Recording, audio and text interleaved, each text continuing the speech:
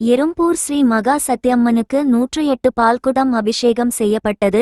திருவண்ணாமலை மாவட்டம் வந்தவாசி அடுத்த எறும்பூர் கிராமத்தில் அமைந்துள்ள ஸ்ரீ அருள்மிகு மகாசதி மாரியம்மன் ஆலயத்தில் தைப்பூசம் முன்னிட்டு 108 பால்குடம் அபிஷேகம் செய்வதற்காக பெண் பக்தர்கள் 108 பேர் ஊர்வலமாக தெருவீதி வழியாக பால்குடம் எடுத்துக்கொண்டு ஸ்ரீ அருள்மிகு மகாசதி மாரியம்மன் ஆலயத்திற்கு எடுத்துக்கொண்டு சென்று அம்மனுக்கு 108 பால்குடம் அபிஷேகம் வெகு விமர்சையாக செய்யப்பட்டது. அம்மன் அலங்காரம் செய்யப்பட்டு பொதுமக்கள் மற்றும் பக்தர்களுக்கு பிரசாதங்களும் வழங்கப்பட்டது. இதில் எறும்பூர் சுற்றியுள்ள கிராம பொதுமக்கள் கலந்து கொண்ட அனைத்து பொதுமக்களுக்கும் அம்மன் அருளை பெற்றனர்.